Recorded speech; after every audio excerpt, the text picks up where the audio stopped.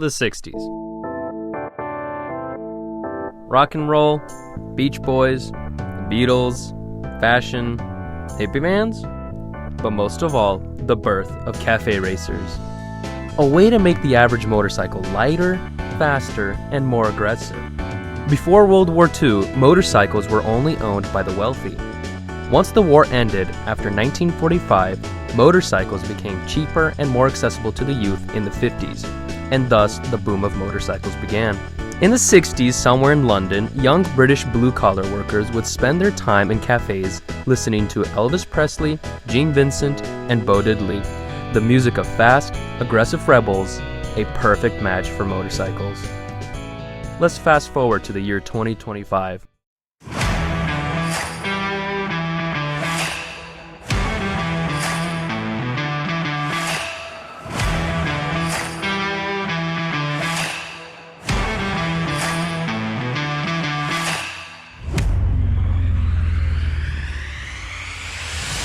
With the bare engine, exposed frame, short rear fender, and low handlebars, this is the 2020 BMW F900R, what I like to call the modern Café Racer of today.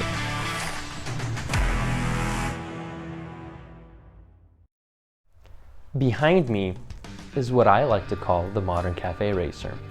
This is a 2020 BMW F900R. Now, I say modern Café Racer, but to be honest, this isn't a modern Café Racer. This is a roadster, or as some might like to call it, naked bike.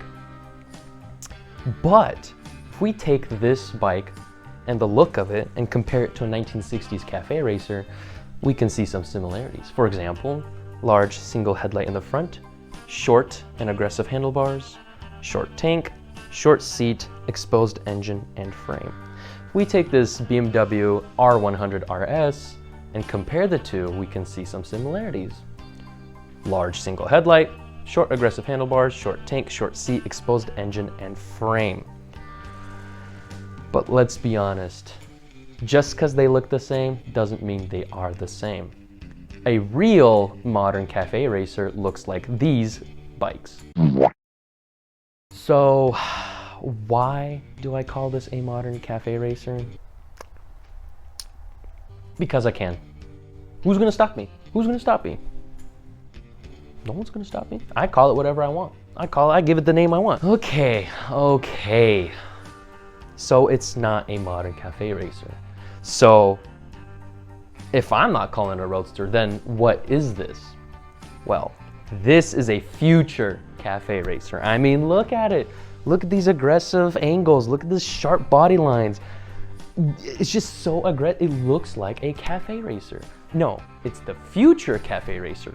It's more of the cyberpunk Café Racer. But unfortunately, it is not a modern Café Racer. If we take a real Café Racer and the meaning of it, the only reason these styles existed in the 60s is because these motorcycles were heavy. They were slow. So what the owners did, the rider, he took those heavy parts off. He stripped away those parts to give it the speed it was meant to have. It wasn't because they wanted it to look like this or they wanted it to look all exposed and engine out there. No, because they wanted the speed. They wanted to go faster, and that is what helped them make it faster. Nowadays, motorcycles can be made with aluminum and much lighter materials. Back then, they only had steel. That's all they had to work with. And so they had to strip away whatever they could to make it quicker. Now, this is purely looks. This is nowhere near a Café Racer, obviously. I call it a modern Café Racer purely because of how it looks. It just looks like it could be a modern Café Racer, but it's not. Now, when we talk about speed and power, this is exactly where I draw the line of this being a Café Racer. Because this is loaded with power and it's loaded with luxurious options. For example, we have heated grips, LCD screen, ABS, traction control. Some even have touch screens. That's something they didn't have back then. Obviously, they didn't have that stuff back then. But If we truly wanted a modern cafe racer, we would have to take the heated grips, strip off ABS, touchscreen, traction control, heated grips, and then we would have a cafe racer. I mean, you could also just buy a 1982 Yamaha XJ750 and convert it to a cafe racer and you have a real cafe racer. This is just a luxurious motorcycle. So that is where I would draw the line. I only call it a modern cafe racer is because of the way it looks, not because of what it is, but because of what it looks. A true cafe racer is not this. A true cafe racer is taking something that has great potential and giving it that potential instead of just having it, right? So if we compare a modern 600cc and a 600cc back from the 80s, from the 70s, obviously a modern 600 can outrun the older one. So that's the whole point of cafe racers. It's taking something heavy and stripping it to make it lighter to give it the power it was supposed to have. Nowadays, our bikes are just loaded with unnecessary power. I mean, it's fun, don't get me wrong, but it is unnecessary power. Like, for example, this F900R has too much power. No, I'm just kidding. It's, some might say not enough. Okay, but why am I making this video? Because I just think it looks really awesome. It just looks like a futuristic cafe racer. It's just insane. I don't even see much of these on the road today. And when you see it, you're just like, what is that? That looks so interesting. And this isn't the only motorcycle that looks like this. We have tons of Kawasaki's. We have tons of other brands, Honda. Like, there's just so many of these motorcycles. They're all just roadsters. They're cheaper. They're just affordable in general. That's why these exist today. But next time, just next time you see something like this, remember the cafe racers of the 60s.